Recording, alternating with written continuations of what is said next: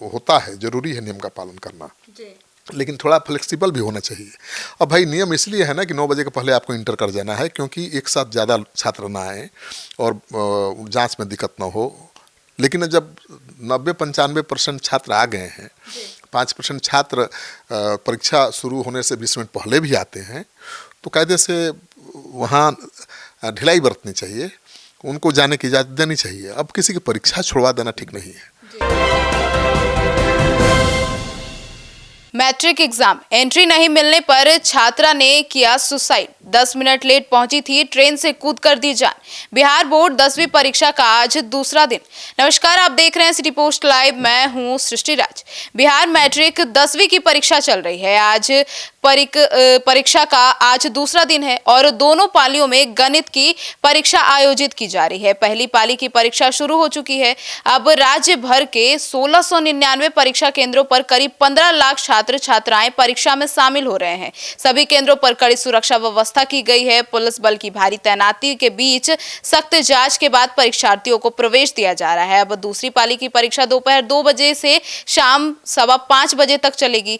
अब इस पूरे मुद्दे पर विस्तार से बातचीत करने के लिए हमारे साथ मौजूद हैं चीफ एडिटर श्रीकांत पितुस सर। परीक्षा केंद्र में एंट्री नहीं मिलने पर छात्रा ने सुसाइड कर लिया है। आपने बताया है कि मैट्रिक की परीक्षा कल से चल रही है, आज परीक्षा का दूसरा दिन है और 15 लाख से ज़्यादा छात्र छात्राएं परीक्षा दे रहे हैं।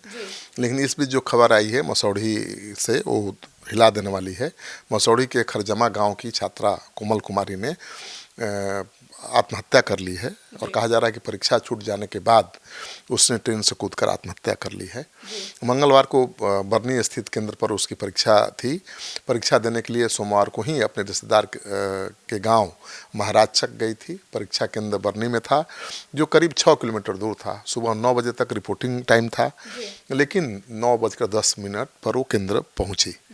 नियमानुसार गेट बंद कर दिया गया था। काफ़ी कोशिशों के बावजूद जब प्रवेश नहीं मिला तो वो लौट आई। कुछ देर बाद वह नदौल पहुंची और ट्रेन में सवार हो गई। तरेगना और मसौढ़ी कोर्ट स्टेशन के बीच महाराजचक गांव के पास चलती ट्रेन से उसने छलांग लगा दी।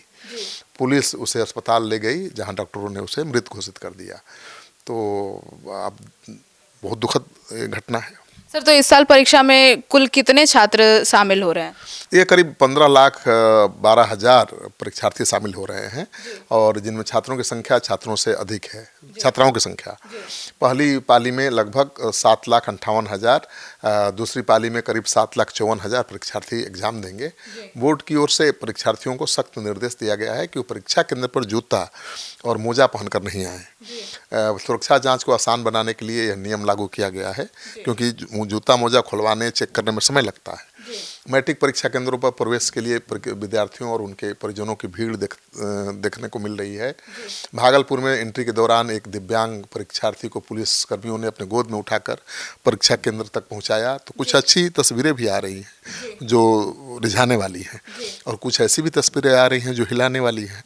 आप देख ही रही हैं कि परीक्षा जो चल रहा है 2-3 दिनों से, कई जगहों पर परीक्षा केंद्रों पर छात्राएं लेट से पहुंची और वो बाउंड्री कूद कर अंदर जाने की कोशिश करती दिखी, और कोशिश क्या, वो घुस गई और फिर उनको पकड़ के निकाल दिया गया।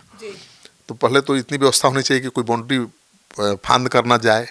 अगर चली भी गई छात्रा इतना हिम्मत जुटाकर, तो उसको बाहर निकालने की क्या जरूरत थी जब परीक्षा नहीं शुरू हुई। तो मुझे लगता है कि छात्राओं को भी समय का ध्यान रखना चाहिए, क्योंकि जब परीक्षा होती है तो ट्रैफिक बहुत बढ़ जाता है और उस ट्रैफिक में फंसने के कारण छात्र छात्राएं लेट हो जाते हैं।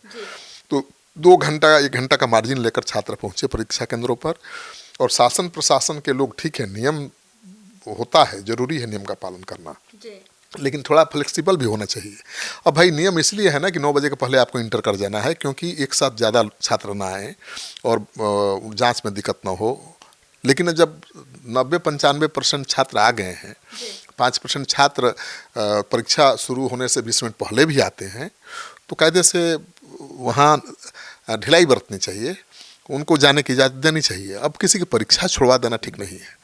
हालांकि पिछली बार भी कई परीक्षार्थियों का पहले दिन ही परीक्षाएं छूटी थी, खूब बवाल हुआ था, और फिर सरकार की तरफ से आदेश आया कि जिनकी परीक्षा छूटी है दोबारा उनको देने का मौका मिलेगा।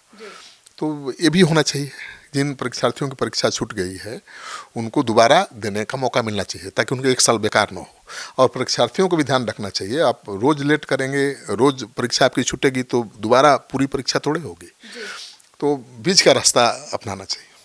तो सुना आपने हमारे इस डिबेट को, तो छात्रों को भी समय का ध्यान रखना चाहिए और पंक्चुअल होना चाहिए। अब आपकी क्या राय है कमेंट सेक्शन में जरूर बताइएगा। धन्यवाद।